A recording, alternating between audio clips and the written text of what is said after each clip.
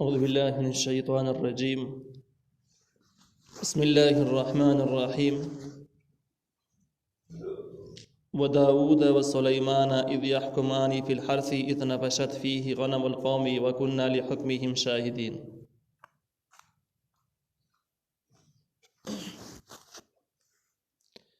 سورة الأنبياء 78 نمبر آیات.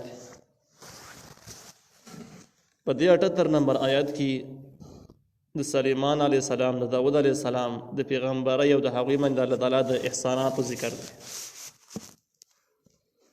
الله تعالی فرمایي و داود او داود علیه السلام و سلیمان او سلیمان علیه السلام، یعنی دا الله تعالی را لېږلي د الله تعالی پیغمبرانو. اذ یحکمان فی الحرث، په هغه وخت کې چې د دواړو فیصله وکړه په باره د فصل کې. اذ نفشت فیه غنم القوم، په هغه وخت کې چې داخل شو په دې فصل کې ساروي د یو قوم. غنم ګډو بزو ته ویل کېږي په عربۍ کې، ګډو ته هم بزو ته هم. هر کله چې داخل شو د شپې په دې فصل کې ګډې بزې د یو قوم. وکنا لحکمهم شاهدین، او موږ وو په فیصلې د دوی باندې حاضر. موږ به حاضر وو چې دې څنګه فیصله کوي. ففهمناها، نو موږ پوهه ورکړه د دغې فیصلې سلیمان علیه السلام ته. وکلا آتینا حکما، او د ټولو ته موږ ورکړی وو حکما، اختیار د فیصلو یا علم د فیصلو، و علما او نور فیا. د دې آیت حاصل دغه لفظي ترجمه شو. حاصل دا دی چې د سلیمان علیه السلام او داود علیه السلام په زمانه کې د یو قوم څاروي لاړل، ګډې بزې لاړل، او د بل چا په فصل کې داخلي شوې. د فصل باره کې دوه روایات مشهور اقوال دي. یو روایت کې دا دی چې یاره دا غنمو، او دویم روایت کې دا دی چې دا انګور. لیکن د غنمو والا د فصل والا چې دا غنمو او انګور نه دي، دا قول زیات مشهور معلومیږي. نو دې ته ګډې بزې داخلي شولې، او دا غنمو فصل یې مکمل خراب ضایع کړو. فیصله راغله داود علیه السلام ته. داود علیه السلام چې اندازه ولګوله او فصل یې وکوتو چې دا څومره فصل دی، څومره پیمانه باندې خراب شوی دی. هغه وخت چې دا غنمو څومره قیمت کېدو، فصل څومره قیمت کېدو، هغه اندازه یې ولګوله. دغه ګډو بزو ته یې وکتل چې دا څومره ګډې بزې دي. نو اندازې دا وکړله چې دا څومره فصل یې خراب کړی دی، نو دومره قیمت د دې ګډو ایلی دی. نو که دا ګډې پکې راواخلي د فصل مالک ته حواله کړي، نو ټیک دی، سر په سر باندې بشي. دا شرعي مسله هم ده، فقهي مسله هم داسې ده چې کوم څیزونه په قیمت باندې خرڅېږي او اخیستل کېږي قیمت لري، شرعاً قیمت لري. لکه داسې شی نه هم شته چې قیمت نه لري، شرعي قیمت یې نشته. لکه سړي چا سره شراب دی، بل هغې بوتلې ته ماتې کړي، نو شریعت کې خو شراب صحیبه د مال دی نه، دا ذوات القیم نه دی، قیمت خاوند نه دی. نو د دې اړو قیمت شته، نو بس ښې وکړل او تاوان ته اړو اخیستی کېدی نه شي. دغه شان ته کې یو سړی خنځر یې نیولی روان کړی دی، بل راغی ایستی ته مړه کړو، هېڅ خبره نه ده، بس ښې وکړه. نو دا ذوات القیم نه دي. هر هغه شی چې په شریعت کې هغه ذوات القیم دي، یعنې د قیمت خاوندان دي، په قیمت باندې اخیستلی کېږي، خرڅولی کېږي. او دا څیزونه چا ضایع کړو، د بل نه ضایع کړو. شریعت دا وایي چې د دغې قیمت به دی ورکړي. هغه بیخي هغه بیني شی حواله کول پې ضروري نه دي، قیمت به ورکړي. نو یو سړی ولګي د بل چا فصل خراب کو، فصل هم دغه په قیمت باندې اخیستي کېږي، خرڅولی کېږي. دانې هم خلک اخلي، بوس هم اخلي. ذوات القیم دی، شریعت کې د دې اخیستل خرڅول جایز دی. نو اوس چې کله دغه کس د فصل خاوند تاوان اخلي، نو د فصل قیمت به ترې واخلي. او داود علیه السلام چې کومه فیصله وکړله، بیخي شرعي فیصله یې وکړله، او اندازې یې ولګوله چې څومره فصل یې ضایع کړلی، قیمت یې څومره دی. بې ګډو بزو قیمت ولګاو، نو بس اندازې یې ولګوله چې دا ګډې بزې چې دی فصل خاوند ته حواله کېږي، بس سر په سر به چې ټیک خبره به شي. دا فیصله داود علیه السلام وکړه. سلیمان علیه السلام د زمانه وخت کې موجود. سلیمان علیه السلام چې وکتل چې په دې صورت کې هم د ګډو بزو هم کافي تاوان دی، او کېدی شي چې دغه فصل والا په دې باندې اوس هم خوشحاله نه وي. نو دا خو شرعي فیصله شوله، راشه په دې کې یو صلح وکړه. داسې صلح چې په هغې کې د جانبینو رضامندي ضروري. هره صلح چې کومه ده په هغې جانبینو رضامندي ضروري. او کوم چې شرعي حکم دی نو په حکم کې د چا رضامندۍ ته ضرورت نشته که رضا کېږي که نه رضا کېږي بس شارټ کټ فیصله به جاري شي. نو په دې صلح باره کې قرآن وایي چې والصلح خیر صلح ښه شی دی غوره شی دی خو د صلح دپاره شرایط دا دي چې دا به جانبینو پکې رضا وي. عمر فاروق رضی الله تعالی عنہ چې کوم خپل دوري خلافت کې کوم والیانو ته قاضیانو ته پیغامونه لېږلي وو په هغې کې دا لیکلي چې کله د قوم په منځ کې خفګان راشي نو تاسې منځ کې صلح وکړئ او چې کله او په صلح کې به د جانبینو رضامندي ضروري خو چې صلح پکې ممکن نه وه نه کېدله نو بیا شرعي حکم صادر کړي او شرعي حکم چې کله صادر شو بس هغې باندې به فیصله کېږي که څوک پرې راضي او که څوک پرې ناراضي هر څه چې کېږي. دغه شان ته کې د فیصلې د صلح فایده دا ده چې په دې کې جانبین خوشحاله او ډایرکټ حکم چې کله واورولی شي نو اگر چې په دې سره به یو جانب به تبصیص میلاو شي بل نه به کټ شي لیکن چاته چې میلاو نه شي نو هغه بړه کې به یو خفګان مستقیل پاتې شي کوم چې په اسلامي معاشره کې به یو ناسور هم جوړ شي. نو چې کله داود علیه السلام فیصله واوروله سلیمان علیه السلام په ذهن کې یو بله فیصله الله تعالی واچوله هغه دا د چې داسې به وشي دا ګډې بېزې به راوالو د دې فصل مالک ته به یې حواله کړو. فصل مالک به د هغې نه شودۍ استعمالوي وړۍ به ترې استعمالوي پیدا به ترې اخلي او تر هغې پورې به دغه څاروي د دې فصل خاوند سره یي چې دغه د څاروو مالک به ولګي به دغه باغ کې به نور فصل وکړي هغه فصل به دې ساتي او به کوي بې خواري به پرې کوي خرچه به پرې کوي تر دې حده پورې چې هغه زوړ پوزیشن ته ورسېږي چې په کوم پوزیشن کې دا فصل ضایع شوی دی هغه ته راورسېږي نو دا فصل به راوالي هغه فصل مالک ته به حواله کړي او د فصل مالک به دغه څاروي به ته حواله کړي په دې طریقه باندې به فیصله وشي.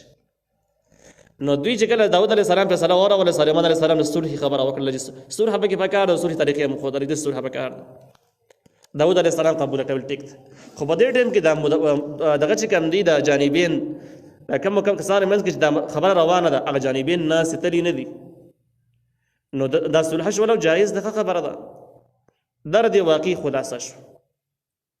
اوس راځو دې خبرې ته چې یاره داود علیه السلام هم فیصله کړې وه سلیمان علیه السلام هم فیصله وکړه نو په دې کې داود علیه السلام فیصله ماته شوه که ماته نه شوله یوه خبره دا ده. دویمه دا ده چې یو قاضي یو فیصله وکړي بل قاضي ماتولی شي که نه شي ماتولی دا به څنګه چل کېږي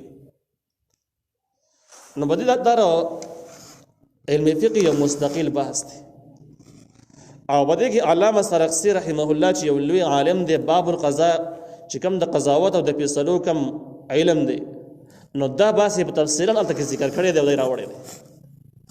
د دې خبرو خلاصه دا ده چې یو قاضي فیصله وکړي د چا په باره کې او دغه فیصله قرآن او حدیث سره سمون خوري د هغې نه راخیستلی شوي یا په اجتهادي اصولو باندې برابره فیصله د قرآن او حدیثو صراحتا ذکر نشته لیکن اجتهادي اصولو سره برابر ده نو دغه فیصله به ناپیزي او هېڅوک یې ماتولی نه شي.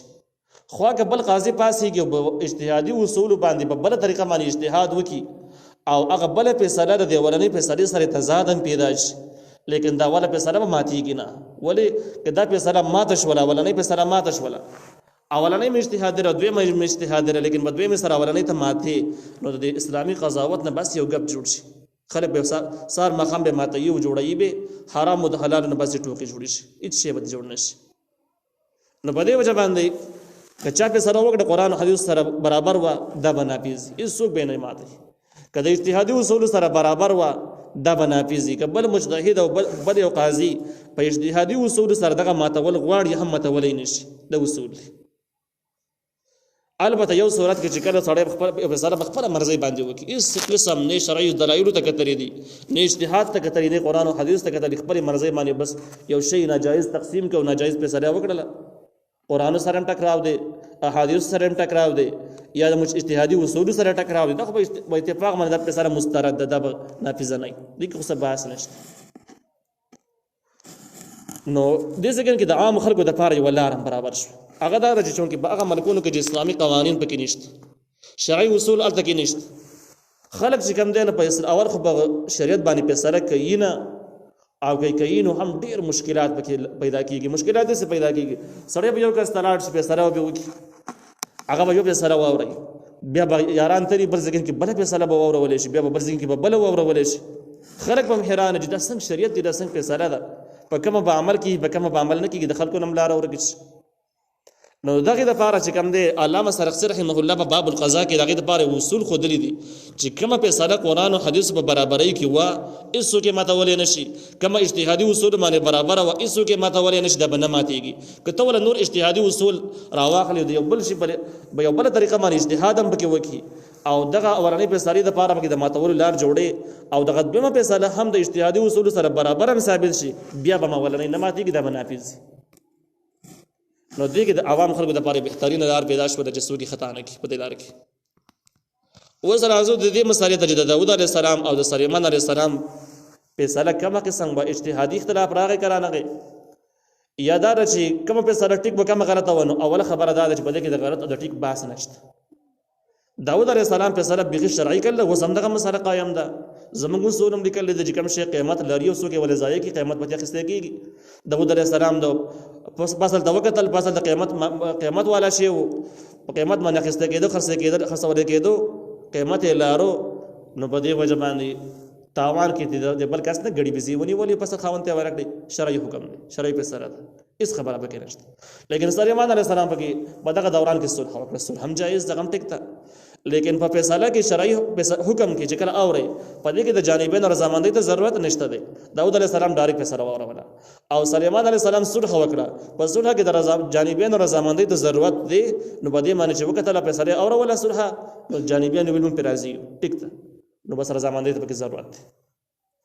نو اولنۍ حکم شو او دویم صلح شو او د صلح والا خبره کې فائدہ ډیره زیاته و. سليمان علیه السلام چې کوم صلح وکړه او ورستاني آیاتونه هم په دغه باندې دلیل چې دوه فیصله ټیک دي، خو او دویمه بهتر او اولا او اولنۍ خلاف اولا دومره خبره شو.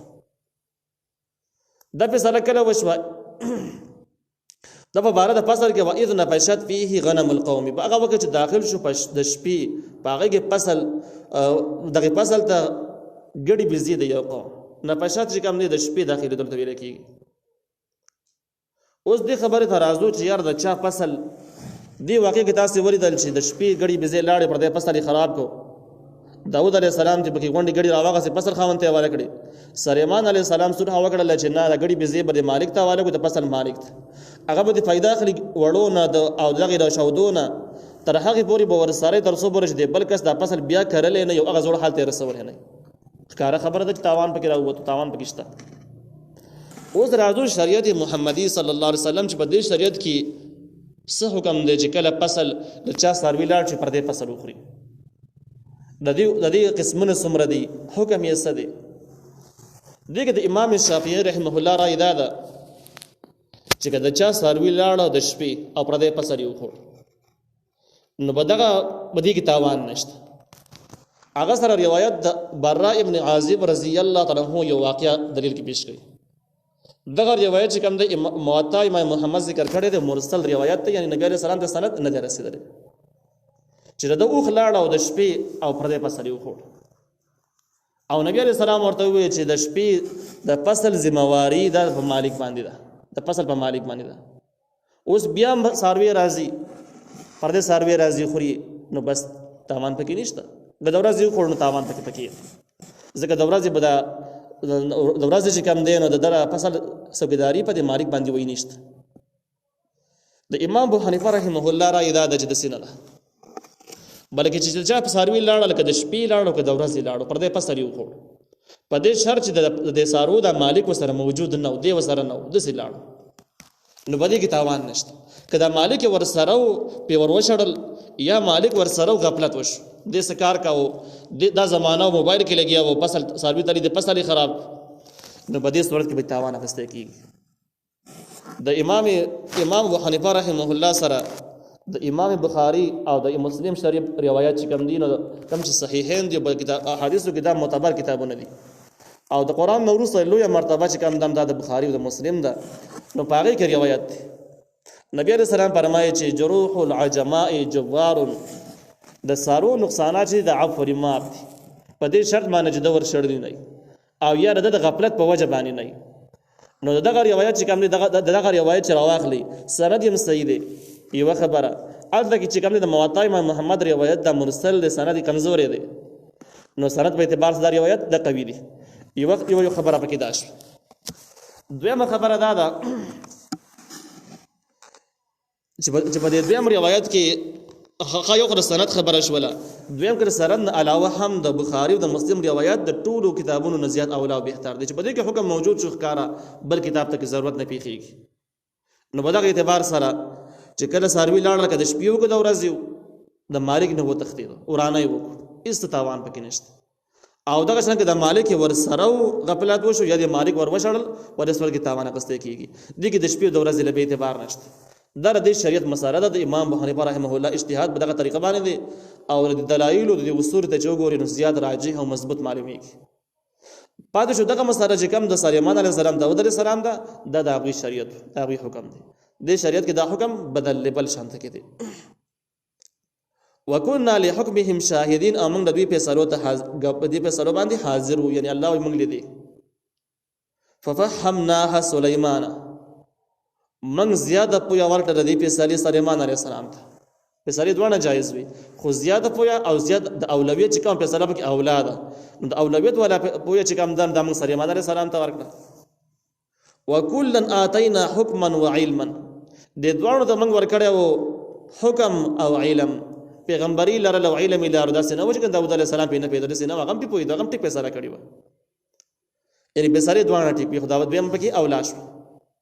وسخرنا امون تابع کړی و مع داود د داود علیه السلام سره الجبال غرونه یسبحن چې تسبیحات به بیانول د داود علیه السلام سره یو ځای. والطیر او مرغان هم هغه ورسره هم تابع و. وکنا فاعلین او دا کار موږ په خپله کاو، یعنی دا کار موږ کړی دی چې داود علیه السلام سره غرونه او مرغان تابع کړي وو. د داود علیه السلام ډېر ښایسته اواز او ډېر اثرناک اواز الله تعالی ورکړی و. کله به چې د زبور تلاوت کوي او خلک ورته حیران او مرغان به چې کوم په هوا کې روانو دا په هوا کې ودرېد غوږ به یې کېښود. غرونه چې کوم دی نو دوی به سره تسبیحات یو شان ته کې ویل. مرغان به سره تسبیحات چې کوم سبا کم تلاوت به چې داود علیه السلام کا او مرغان به سره هم کا. اوس دا سوال چې یاره غرونه یا مرغان په خبره څه پوهېدل نو ګوره دا معجزه وه. معجزه کې عقل دخل نشته دی چې پوهېږي نه پوهېږي شته نشته دی. معجزه وایي دی ته چې عقل به نه رالي او وایي د الله تعالی نظام داسې دی. وعلمناه من ښودلی او دته داود علیه السلام ته صنعة لبوس جوړول د زغرو. زغره هغه د وسپنې واسکټ ته ویل کېږي چې خلک یې اغوندي د تورو نه او د غشونو خلک ځان بچ کوي او دې زمانه کې هم چلیږي. اگر چې طریقې کار یې لږ بدل شوی دی لیکن قصدونه عام سیکورټي فورسز استعمالوي. صنعة لبوس لکم چې هغه ستاسو دپاره لتحسنکم دې دپاره چې بچ کړي تاسو من باسکم د جنګونو ستاسو. و دا د چې داود علیه السلام د وسپنې نه زغرې جوړولې څنګه یې جوړولې هنر خو ورته معلوم خو سوال به دې کې دی خبره به دې کې دی چې یاره دا وسپنه به څنګه نرموله. نو څوک وایي چې به اور کې به یې کېښودله او طریقه ورته معلومه وه چې وسکټ به یې جوړ کړو. څوک وایي نه داود علیه السلام به چې وسپنه به لاس کې راواغسته په خپله به نرمه شوه لکه د مومبتۍ په شانته کې چې څنګه به شی به د جوړه په شان شی به د جوړ شو. سلیمان علیه السلام چې لاس لرې کلکه به شوه چې لاس کې به راونیوله وسپنه بیا به نرمه شوله معجزه وه. دا احتمالات عام مفسرین نقل کړي دي خو دې کې صحیح نص نشته چې کومه طریقه صحیح و کومه طریقه وه. خو لنډه دا زغرې به جوړولې د قرآن د ظاهري آیات نه معلومیږي او دغه زغرې بیا کافران او مسلمانان یو شان دي استعمالوي. یو لوی نعمت دی. فهل انتم شاکرون آیا تاسو به شکر وباسئ. ولسلیمان الریح او د سلیمان علیه السلام د فارم تابع کړي و هوا عاصفه تیزه هوا تجري چې دا به چلېدله بامره په حکم د سلیمان علیه السلام باندې الى الارض التي حق ځمکې طرف ته بارکنا فيها چې موږ برکت نازل کړی د باغې کې. شام ځمکه ته مراد ده. شام ځمکه برکتي ده مخکې باز تېر شوی دی. وكنا بكل شيء عالمين امون په هر یو څه باندې خبر یو. د سلیمان علیه السلام تخت باره کې مفسرینو لیکلي دي چې د سلیمان علیه السلام یو تخت د لرګي نه جوړ په دغه تخت کې تقریبا 6 لکه کرسۍ لګېدلې وي.